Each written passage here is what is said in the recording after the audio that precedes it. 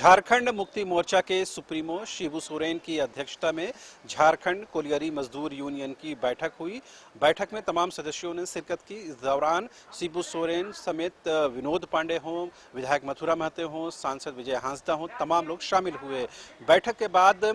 झामुमो के वरिष्ठ नेता और राज्य समन्वय समिति के सदस्य फागू बेसरा ने कहा कि झारखंड मुक्ति मोर्चा तमाम मजदूरों के हितों को लेकर के, उनके संरक्षण को लेकर के क्रियाशील है, प्रतिबद्ध है। साथ ही उनके मुस्तकबिल को लेकर के, उनके फ्यूचर को लेकर के, उनके परिवार के सदस्यों को लेकर के सरकार की तरफ से जो भी योजनाएं चला जा रही हैं उसे इम्प्लीमेंट करने की दिशा में भी कहीं न कहीं इस बैठक में चर्चा हुई है। लेकिन महत्वपूर्ण विषय ये था कि झारखंड मुक्ति मोर्चा के सदस्य रहते हुए या उसके विधायक रहते हुए अगर किसी दूसरे यूनियन, दूसरे किसी कोलियरी यूनियन या मजदूर यूनियन की सदस्यता आप ग्रहण करते हैं तो ये पार्टी लाइन के खिलाफ है। इसके एवज में दो विधायकों को नोटिस भी जारी किया गया था, जिसमें सीता सोरेन का भी नाम है। उस सवाल के जवाब में फागू बेसरा ने कहा कि पार्टी के मामले को संज्ञान में रख रही है, इस पर फिलहाल कार्रवाई चल रही है, लेकिन अंतिम कार्रवाई शिबू सोरेन के निर्देशों पर ही होगी। और उन्होंने क्या कुछ कहा, आप खुद सुनिए। आज झारखंड कोलियरी मजदूर यूनियन, झारखंड श्रमिक संघ और TVNL मजदूर संघ यूनियन की बैठक यूनियन के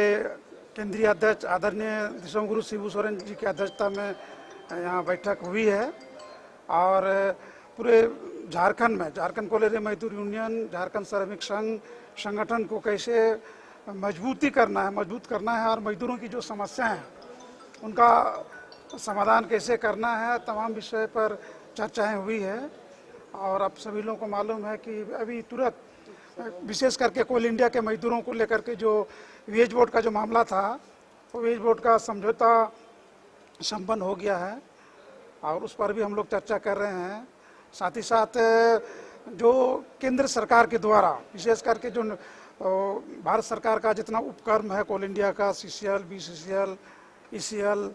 और यहाँ पर जो कोयला खदान में खास करके जो निजीकरण को बढ़ावा देने का जो निर्णय लिया है उसका हम लोग विरोध कर रहे हैं, उस पर भी हम लोग चर्चा कर रहे हैं। और आने वाले दिन में खास करके जो इस देश में जो सभी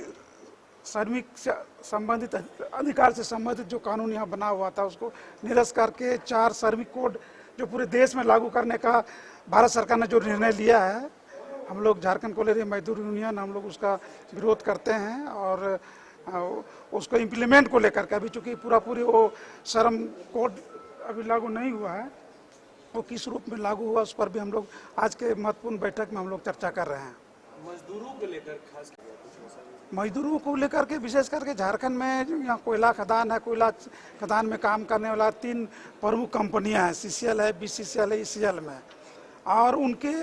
अधिकारों को लेकर के, मजदूरों का अधिकारों को लेकर के, और जो जिनकी ज़मीन पर कोयलरियाँ चलती है, खदानें चलती है, जिनको नौकरी कंपनसेशन जो विस्थापित होते हैं उनको जो नहीं मिलता है, उस पर हम लोग निर्णय ले रहे हैं। और इस देश के अंदर में जो कानून बना है लैंड एक्विजिशन एक्ट 2013, जिसके तहत विस्थापितों को अधिकार देना है,